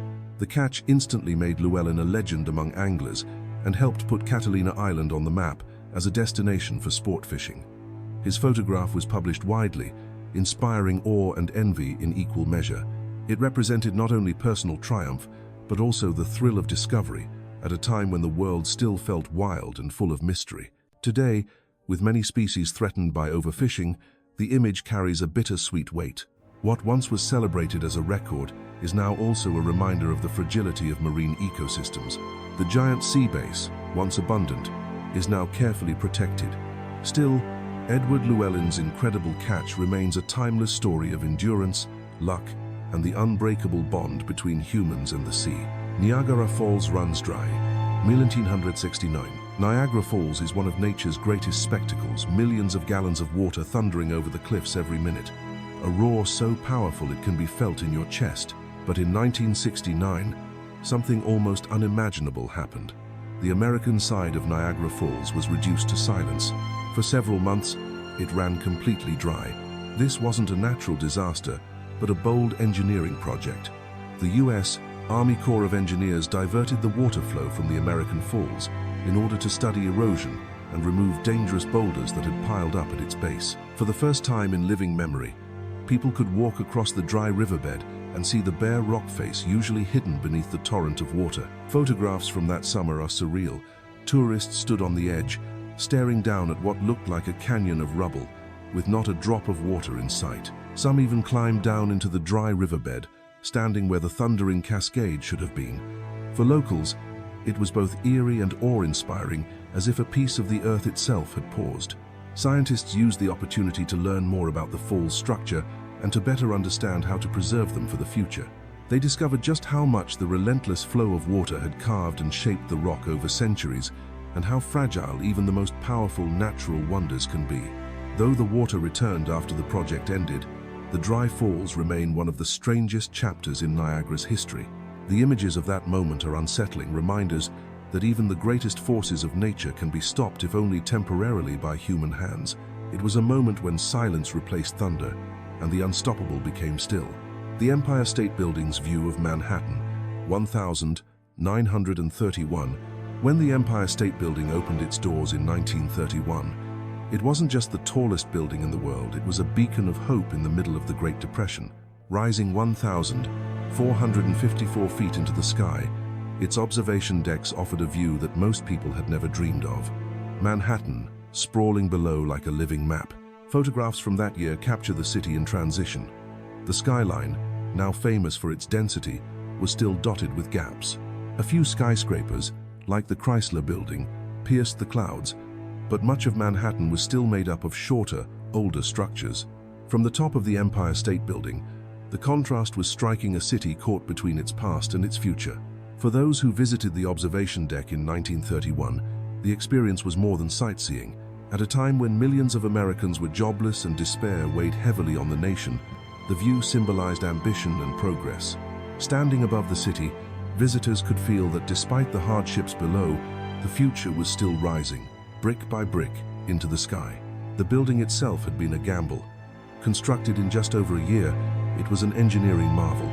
Yet when it opened, many offices sat empty due to the economic crisis. Critics mocked it as the empty state building, but over time, it filled with tenants, became an icon, and cemented its place in history as a symbol of resilience. That 1,931 view of Manhattan from its tallest peak remains one of the most powerful images of urban transformation. It shows a city in the middle of becoming not yet the glass and steel giant we know today, but already reaching for the sky. The Empire State Building wasn't just a skyscraper, it was a statement. Even in the hardest times, humanity dares to build upward, to dream bigger, and to look to the horizon for hope. Picasso's final self-portrait, 1972. Pablo Picasso spent his entire life reinventing the way we see art. From his early, realistic portraits to the groundbreaking cubism that shattered tradition, he was an artist who never stopped evolving. But in 1972, just months before his death, Picasso created one final self-portrait, and it was unlike anything he had ever done before. Gone were the details of his face, the brushstrokes that once captured expression and form. Instead, the portrait is stripped down to raw, almost childlike lines. A few bold strokes form the outline of a face. Wide eyes, hollow, staring, with a mouth set in uncertainty. It is simple, even crude, yet deeply haunting. In this final image, Picasso didn't paint how he looked, he painted how he felt. The portrait carries the weight of age, mortality, and farewell. It is the work of a man who had spent his life dissecting reality and was now confronting the greatest mystery of all, the end of his own. Critics often describe the portrait as a kind of visual testament, a last message from an artist who had already given the world so much. And while some found it unsettling, others saw in it the purest essence of Picasso's genius, the ability to strip away everything unnecessary and reveal raw emotion. Looking at it today, the drawing feels like a whispered goodbye. It reminds us that even the greatest figures in history are human, vulnerable, fearful, and searching for meaning until the very end. Picasso's final self-portrait is not just the closing chapter of his career, it is a window into the soul of a man who spent his entire life exploring what it means to be alive, and in the end, captured the truth of facing death with nothing but a few trembling lines. The Golden Gate Bridge safety net and the Halfway to Hell Club. The Golden Gate Bridge is one of the most iconic landmarks in the world, but its construction in the 1,930 seconds was an incredibly dangerous undertaking. Suspended high above the San Francisco Bay, workers balanced on narrow beams, buffeted by winds and surrounded by open air. In an era when worker safety was often ignored, building the bridge could have cost far more lives than it did if not for one revolutionary idea. Chief Engineer Joseph Strauss insisted on installing a massive safety net beneath the bridge. It stretched 19 feet wide and ran the entire length of the construction zone, hanging just below the workers. At the time, it was an extraordinary expense, and many questioned whether it was worth the cost. But the results proved otherwise. The net saved 19 men who fell from the bridge during construction. Instead of plunging hundreds of feet into the cold, deadly waters below, they bounced into the net and lived to tell the tale. Grateful for their survival, these men gave themselves a name that was both grim and triumphant: the Halfway to Hell Club. For those who joined, the experience was unforgettable. They had stared death in the face, only to be pulled back by a strand of woven rope. In a time when falling often meant certain death, The net was revolutionary. It not only saved lives but also gave workers the courage to continue, knowing they had at least some protection against the void beneath their feet. Photographs from the time show the net stretched taut under the bridge, a silent guardian of those who labored above. It wasn't just a safety measure, it was a symbol of progress, a declaration that human life was worth protecting, even in the most ambitious projects. The Golden Gate Bridge stands today not only as a triumph of engineering, but also as a milestone in worker safety. And thanks to that net, 19 men lived to tell a story that otherwise would have ended in tragedy. A reminder that sometimes history is written not just in steel and concrete, but in the lives that were spared. The secret Supreme Court photograph of 1937. The United States Supreme Court is one of the most powerful institutions in the country and one of the most secretive. Even today, cameras are strictly forbidden inside its chambers. But in 1937, a daring journalist managed to break that rule and capture one of the rarest images in American history. The man was Eric Salomon, a pioneering photojournalist known for his ability to sneak candid shots of powerful figures. Using a small camera hidden in a fake arm sling, he entered the Supreme Court chamber during a live session and discreetly snapped a photograph of the justices at work. The resulting image is extraordinary. The justices sit in their high-backed chairs, robed and solemn, in the midst of deliberation. There is no posing, no ceremony, just the raw reality of the court as it functioned, a glimpse that had never been seen by the public before. For Americans at the time, the photograph was astonishing. The court was shrouded in mystery, its workings largely hidden from public view. To suddenly see the men who shaped the law in such an unguarded moment was like pulling back the curtain on power itself. It was a reminder that even the most untouchable institutions are composed of human beings, debating, thinking, and deciding the course of the nation. Only 2 known photographs of the Supreme Court in session exist, and this 1937 image remains a priceless historical artifact.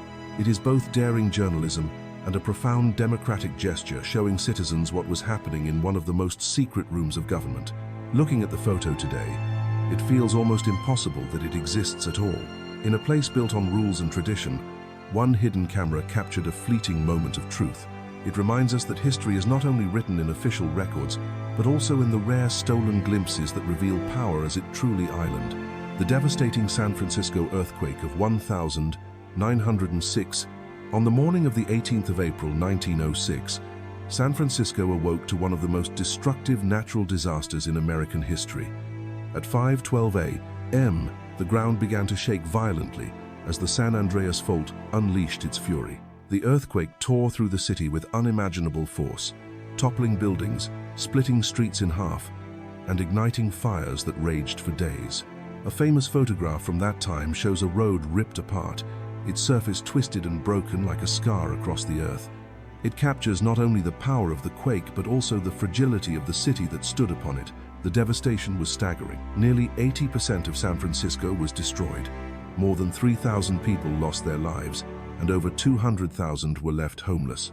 Fires fueled by ruptured gas lines consumed block after block, burning uncontrolled as exhausted firefighters struggled to stop the spread. For 4 days, smoke choked the sky, and the once thriving city was reduced to rubble and ash.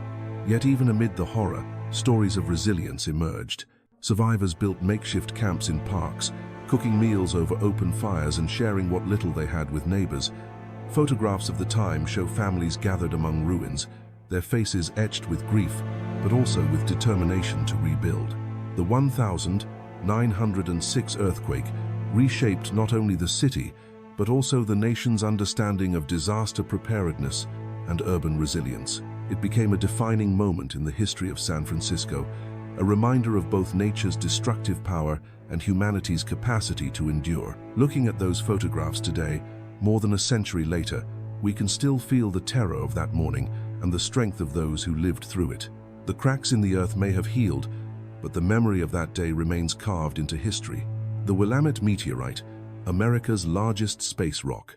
Long before cities rose or nations formed, a massive visitor from space crashed into what is now Oregon.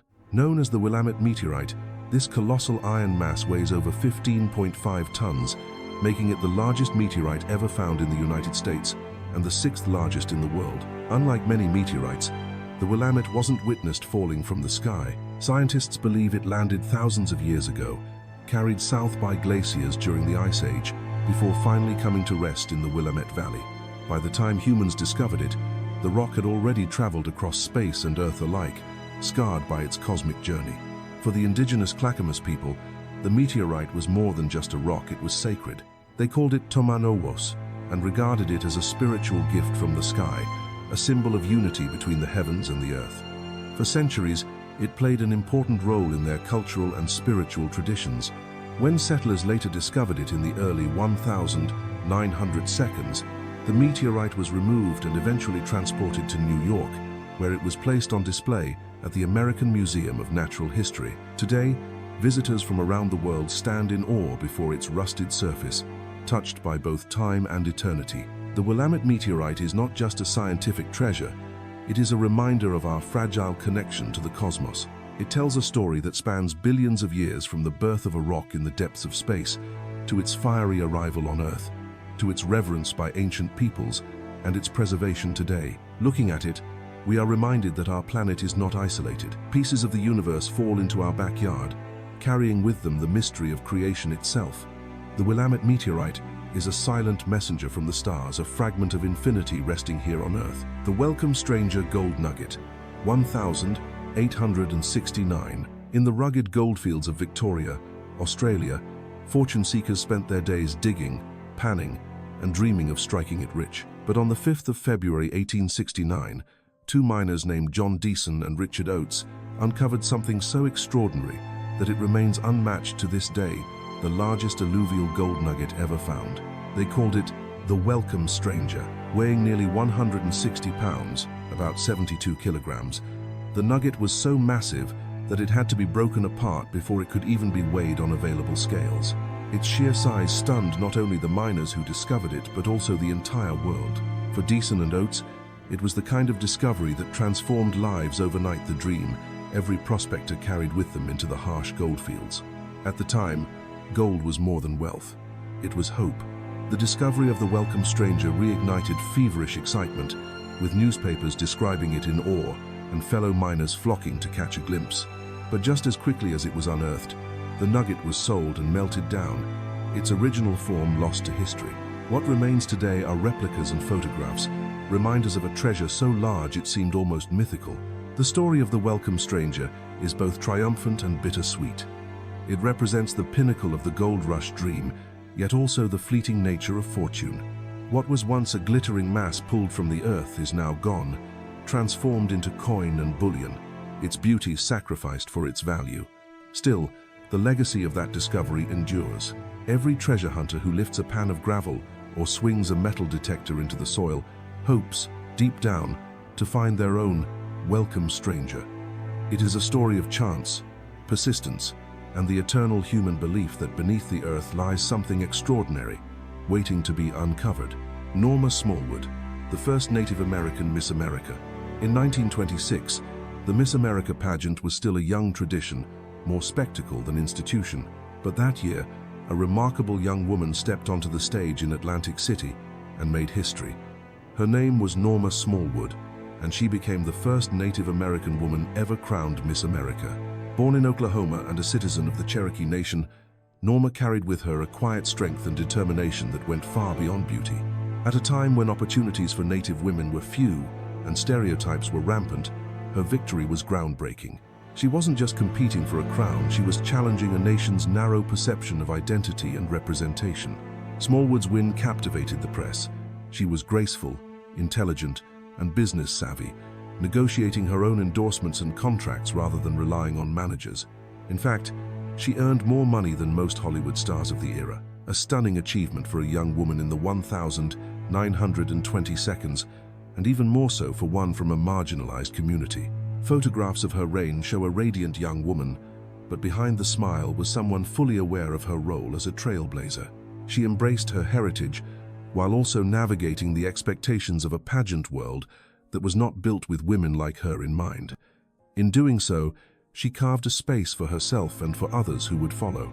Norma Smallwood's legacy is not just about beauty or fame, it is about empowerment. She turned the Miss America stage into a platform for independence and cultural pride. At a time when native voices were often silenced, she stood tall, elegant, and unafraid. Her story reminds us that representation matters, and that sometimes a crown can be more than a symbol of glamour. It can be a statement of strength, identity, and change. The Strange Watermelon, in Giovanni Stanci's 17th century painting. When we slice open a watermelon today, we expect to see a vibrant red interior, sweet and refreshing, dotted with small black seeds. But a 17th century still life painting by Italian artist Giovanni Stanci reveals something startlingly different. His depiction of a watermelon looks pale, swirled, and filled with thick, gnarled seeds almost unrecognizable compared to the fruit we know today. This curious painting offers more than just an artistic detail.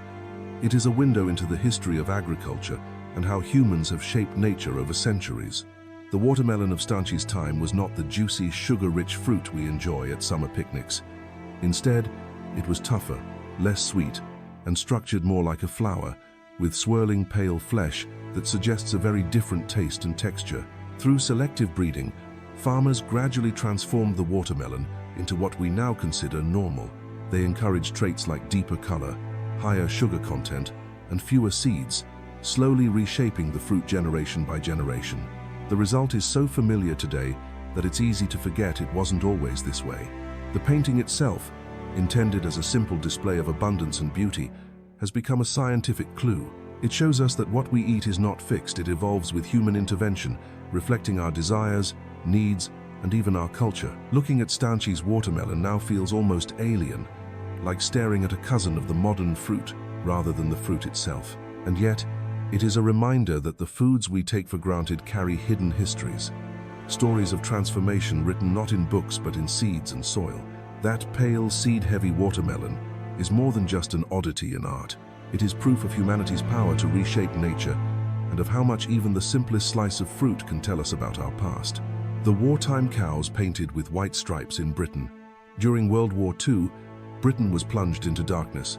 To protect cities from German air raids, strict blackout regulations were enforced. Streetlights were extinguished, homes covered their windows, and the countryside became shrouded in near-total night. But this created an unexpected problem. Navigating roads in complete darkness was dangerous not just for vehicles, but for farm animals that often wandered near them. The solution was as odd as it was practical. Farmers began painting their cows with white stripes. The bold markings made the animals visible to drivers at night, preventing accidents that could harm both livestock and people. It may sound almost comical now, but at the time, it was a serious safety measure born out of necessity. Photographs of the era show farmers carefully brushing wide white bands across the sides of their cows, turning them into living, breathing warning signs. In the dim light of moonlit nights or passing headlights, the stripes stood out like beacons in the dark. The painted cows became a small but memorable part of the war effort, proof that even animals were drawn into the extraordinary circumstances of global conflict. For the people who lived through those years, the sight of striped cows would have been a strange comfort, a reminder of both the dangers of war and the ingenuity of ordinary citizens adapting to survive. It was a tiny detail in a vast struggle, but one that reflects the creativity and resilience of a nation under siege. Today, those photographs might make us smile, but they also tell a deeper story. They remind us that war alters not only governments and armies, but also the rhythms of everyday life, reaching as far as the fields where cows grazed. Even the simplest creatures bore the marks of history, painted with stripes so that life, in all its fragile forms, could continue in the dark. Daniel Lambert, the 700-pound Englishman who became a celebrity. In the late 18th and early 19th centuries, when newspapers and traveling shows were the main sources of public fascination, one man captured England's imagination in a way few others could. His name was Daniel Lambert, and he became famous not for his achievements on the battlefield or in politics, but for his extraordinary size. At his peak, he weighed over 700 pounds, making him the heaviest man of his era. Born in 1,770 inches Leicester, Lambert was not always extraordinarily large. In his youth, he was active, strong, and even skilled at swimming and sports. But as he grew older, his weight increased dramatically. Unlike many who suffered ridicule, Lambert turned his condition into something remarkable. Known for his strength and surprisingly good health despite his size, he became a public figure admired as much for his personality as for his physique. Crowds flocked to see him, and Lambert began charging admission for visitors who wanted to meet him. Unlike many so-called curiosities of his time, he presented himself with dignity. He refused to be treated as a sideshow attraction, and instead greeted guests with charm, intelligence, and wit. He was well-read, fond of conversation, and quick with humor qualities that won him respect rather than pity. Legends grew around him. Some claimed he once fought off a bear. Others marveled at his strength, saying he could lift weights that would challenge even trained athletes. But beyond the myths, what truly set Lambert apart was his refusal to let society shame him. In an age when physical differences were often exploited cruelly, he carved out his own space as a man of substance, both literally and figuratively. Daniel Lambert died in 1809 at just 39 years old, but his legacy endured. His story is more than a tale of size, it is a story of dignity, resilience, and the ability to turn difference into identity. In a world quick to judge, Lambert showed that respect could be earned not by appearance, but by character. The rare photograph of young Vincent van Gogh. Vincent van Gogh is one of the most recognizable names in art, yet for all his fame, we have almost no photographs of him. Instead, most of what we know of his appearance comes from his self-portraits, raw, swirling, emotional works that reflect his inner struggles. But one rare image exists, capturing him not as the tortured artist of legend, but as a quiet young man in his 20s. The photograph, taken around 1873, shows Van Gogh long before the ear, the asylum, and the starry night. His hair is neatly combed, his expression serious, and his eyes burn with intensity. It is a haunting contrast to the chaotic brushstrokes and emotional storms that would later define his work. Here, he looks almost ordinary, yet within that stillness lies the fire of an artist who would change the world. At the time the photo was taken, Van Gogh was not yet a painter.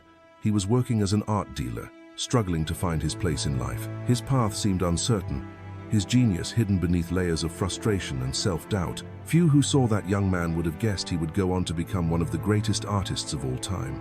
Looking at the photograph now, we can't help but project backward.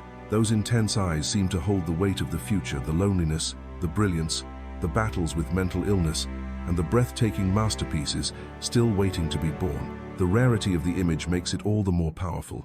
It gives us a fleeting glimpse of Van Gogh as a person, not just as a myth. Before the world knew him, before he knew himself, there was this moment. A still young man, staring into the camera, carrying inside him the restless soul of a genius. Picasso's early self-portrait at age 15. Before Pablo Picasso became the revolutionary force who turned the art world upside down with cubism and abstraction, he was simply a boy with extraordinary talent and a brush in hand. At just 15 years old, he painted a self-portrait that remains one of the most striking glimpses into the making of a genius.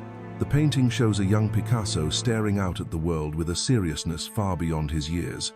His dark eyes are intense, his gaze unwavering, as though he already knew he was destined for greatness. The style is traditional, realistic, and precise, a far cry from the fragmented, radical works that would later define his career. Yet even in this early piece, you can feel the raw power of an artist already wrestling with identity and expression. At that time, Picasso was still a student, learning the foundations of art in Spain. He was mastering technique, studying the great masters, and building the skills that would one day allow him to break every rule. What makes this portrait so fascinating is not just its technical quality, but the way it foreshadows the fearless creativity that would follow. When we place this portrait beside Picasso's final self-portrait from 1972, childlike, abstract, almost a farewell, the contrast is breathtaking. The arc of his life is contained between these two faces, the ambitious young man at the beginning of his journey, and the aging master reflecting on its end. The self-portrait at 15 is more than an exercise in skill. It is a window into the moment before transformation, when genius was still gathering its strength. Looking at it now, we see not just a boy, but the seed of a revolution in art, a reminder that even the greatest journeys begin with a single brushstroke. The rare late-life photograph of Andrew Jackson. Andrew Jackson, the 7th President of the United States, lived in an era when photography was only just beginning to emerge. Most portraits of him are painted dramatic oils that depict the fiery general who led troops to victory at the Battle of New Orleans and later shaped American politics with his populist and often controversial presidency. But in the final years of his life, a rare photograph was taken that shows a very different Jackson. In this image, the once rugged soldier and commanding president appears frail, his body weakened by age and illness. His hair is thin and white, his frame slouched, and his eyes carry the heavy shadows of a man who had lived through wars, scandals, and political upheaval. The fiery general is gone, replaced by an aging figure staring solemnly into the camera. The photograph is powerful precisely because of this contrast. Paintings had immortalized Jackson as strong, confident, and unyielding, but the camera captured him as human. It stripped away the mythology and revealed the vulnerability beneath. For Americans who saw it, the image was a rare glimpse into the mortality of a man who had once seemed larger than life. Jackson's presidency remains deeply debated. He was celebrated as a champion of the common man, yet condemned for policies such as the Indian Removal Act, which led to the tragic Trail of Tears. In this photograph, all of that history seems to rest heavily on his shoulders. It is not a picture of triumph, but of the toll leadership can take on a life. Looking at the photo today, we see more than just the face of Andrew Jackson. We see the passage of time, the fading of strength, and the sobering truth that even the most powerful figures are not immune to age. It is a reminder that behind every legend lies a mortal story, one that ends, inevitably, in silence. Sweden's massive traffic switch in 1967, H-Day. On the 3rd of September 1967, Sweden pulled off one of the boldest traffic experiments in history. The entire country, every car, bus, bicycle, and pedestrian switched from driving on the left side of the road to the right. The day became known as Höga trafikomläggningen, or simply Hay Day, ha for Höga, Swedish for right. The reason was practical but urgent. Sweden was one of the last European countries still driving on the left, while all its neighbors drove on the right. This mismatch caused dangerous border crossings and countless accidents, especially since most Swedish cars were built for right-side driving. After years of debate, the government decided the switch had to happen. At exactly 5 a.m. on H-Day, all traffic across the nation came to a halt.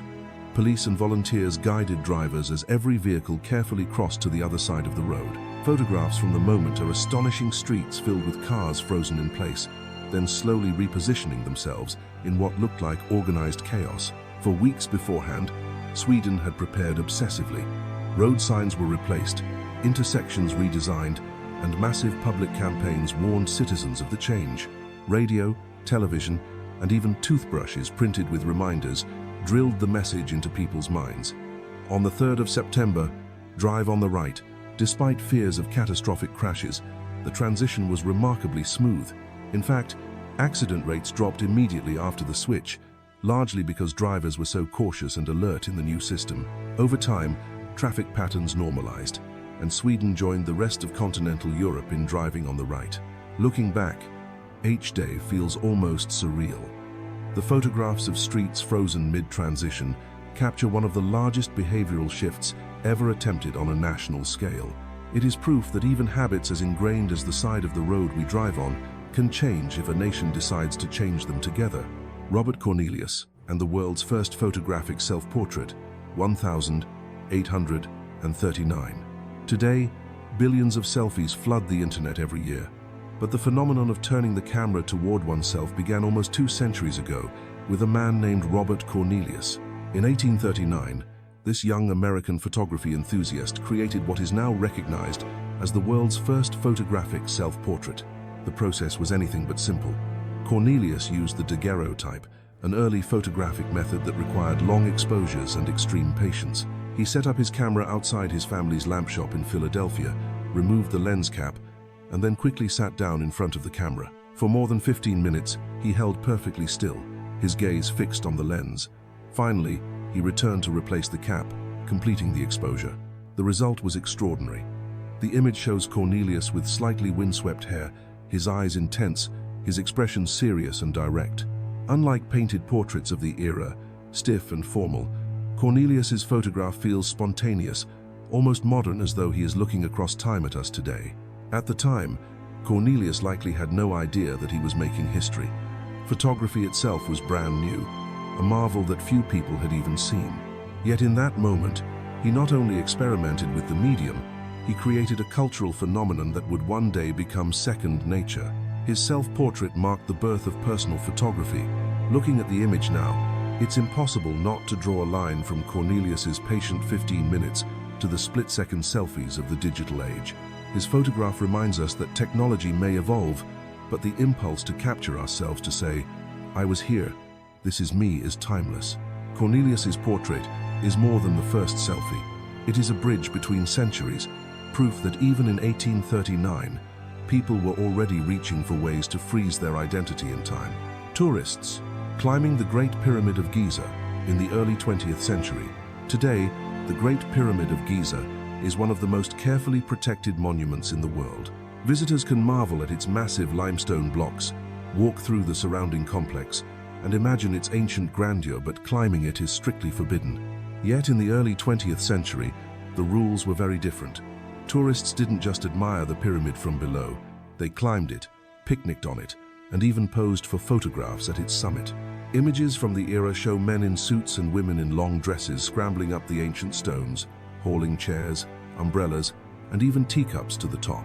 For them, the pyramid was less a sacred wonder and more a playground, a backdrop for adventurous memories in an age when tourism was still wild and unregulated. The climb itself was no small feat. The pyramid's sides are steep, and the blocks rise higher than a person's waist. Reaching the top meant an exhausting scramble of nearly 450 feet, yet many tourists made the ascent eagerly, determined to conquer one of the world's oldest wonders. Once at the summit, they celebrated with group photos, as if standing atop history itself. For modern eyes, these photographs are jarring. What we now treat with reverence and strict conservation laws was once treated casually, even carelessly. The practice, of course, caused damage over time, and in the mid-20th century, Egypt officially banned climbing to protect the ancient structure. Looking back at those early images, we see more than eccentric tourists. We see a snapshot of a time when the world's treasures felt infinite, when human curiosity sometimes outweighed caution. The Great Pyramid has stood for over 4,500 years, but these photos remind us how fragile even the grandest monuments can be when treated without respect. The sight of parasols and picnic baskets atop the pyramid feels almost surreal, a reminder that history's wonders are not just shaped by the civilizations that built them, but also by the generations that chose how to treat them. The White House gutted and rebuilt during Truman's presidency. The White House is often seen as timeless, a symbol of stability and strength. But in the late 1942s, the iconic residence of American presidents was falling apart from the inside. Floors sagged, ceilings cracked, and the very beams that held the building together were rotting. President Harry S. Truman described it bluntly: "The damned place is falling down." By 1948, the situation had become dangerous. One night, the leg of Margaret Truman's piano crashed straight through the floor of the family quarters into the room below. Engineers soon discovered that the structure was so unstable it could collapse at any moment. The decision was made. The White House had to be completely gutted. Photographs from the time are astonishing. The familiar white exterior still stood proudly on Pennsylvania Avenue, but inside, the house was hollow. Walls, floors, and ceilings were stripped away, leaving only a shell of brick with a cavernous interior supported by temporary steel beams. For years, the president and his family lived across the street in Blair House, while reconstruction crews rebuilt the residence from the ground up. When the work was completed in 1952, the White House was structurally sound, its interior redesigned with modern reinforcements. Yet, from the outside, it looked almost unchanged, the same neoclassical facade that Americans had always known. The rebuilding preserved its symbolic image while giving it the strength to endure another century. The photographs of the gutted White House are haunting. They show not the seat of power, but a fragile skeleton, a reminder that even the strongest symbols can crumble without care. And yet, they also capture resilience, the idea that institutions, like people, can be rebuilt stronger after being stripped to their core. The White House today stands not only as a symbol of continuity, but also as a monument to survival, a structure that once nearly collapsed, only to rise again with renewed strength. The Mickey Mouse gas mask from World War II. World War II was a time of fear and uncertainty, when even the safety of children could not be taken for granted. With the threat of nighttime bombings and chemical attacks looming over cities, governments scrambled to prepare their citizens. In the United States, this led to one of the most unusual wartime inventions ever created: the Mickey Mouse gas mask. The idea was simple but powerful. Traditional gas masks looked frightening, especially to children. To encourage young people to wear them without panic, designers gave the masks a cartoon twist. With large round ears, bright colors, and a playful shape, the mask resembled the beloved Disney character, Mickey Mouse. The hope was that children would see not a terrifying piece of survival gear, but a familiar friend protecting them from danger. Photographs of the mask, however, tell a more complicated story. Up close, its oversized glass eyes and snout-like filter look eerie, almost monstrous. What was meant to comfort ends up appearing unsettling, even surreal. Children wearing the mask look like characters from a nightmare, a chilling reminder of how war seeps even into innocence. The masks were never mass-produced on a wide scale, but the prototype remains one of the most haunting artifacts of the era. It represents both human creativity and human desperation, the attempt to soften the harshness of war for its youngest victims, and the heartbreaking reality that such a mask was ever needed in the first place. Looking at the Mickey Mouse gas mask today, it is impossible not to feel a mix of emotions. It is strange, sad, and profoundly telling. It shows us that in times of fear, people will go to extraordinary lengths to protect their children, even if it means reshaping a symbol of joy into a tool of survival. Abraham Lincoln's first inauguration, 1861. On the 4th of March, 1861, Abraham Lincoln stood at the U.S. Capitol to take the oath of office as the 16th President of the United States. The moment was heavy with tension. The nation was deeply divided. Southern states were already seceding, and civil war loomed on the horizon. In the crowd that day were not only hopeful citizens but also those who despised him, and according to historians, perhaps even John Wilkes Booth, the man who would later assassinate him. A rare photograph captures Lincoln at the podium, tall and solemn, addressing a country on the brink of collapse. Around him, the faces of the audience are etched with unease, uncertainty, and anticipation. It was more than an inauguration. It was the calm before a storm that would engulf the nation in bloodshed. Lincoln's speech that day was careful and deliberate. He pleaded for unity, reminding Americans that they were friends, not enemies, bound by shared history and principles. Yet his words, however sincere, could not stop the tide. Within weeks, Confederate guns fired on Fort Sumter, and the Civil War began. The image of Lincoln at his first inauguration is haunting when seen in retrospect. He appears younger than in later photographs, his features not yet worn by 4 years of war. But in his expression, there is already a quiet resolve, as though he understood the immense burden he was about to carry. For those who study history, this photograph is more than just a record of a political ceremony. It is a snapshot of America at the edge of catastrophe, with a leader stepping forward into unimaginable trials.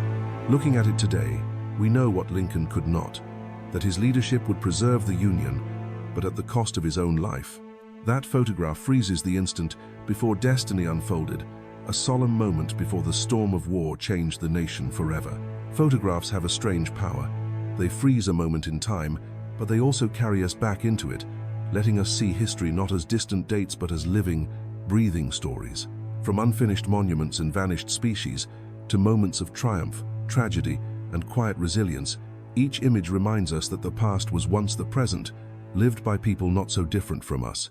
What we've explored together is more than just a collection of rare photos. It's a journey through ambition, innovation, survival, and loss. It's proof that behind every picture lies a hidden story waiting to be told, and that sometimes the smallest details in an old photograph can change how we understand the world. If these stories moved you, challenged you, or made you see history in a new light, I'd love to hear your thoughts. Which image struck you the most? Which story surprised you the most? Share it in the comments. Your perspective might inspire someone else to look at history differently too. And if you don't want to miss more hidden stories like these, make sure to like this video, subscribe to the channel, and hit the notification bell. Because history is full of moments waiting to be rediscovered, and the next photograph we uncover might change the way you see the past forever.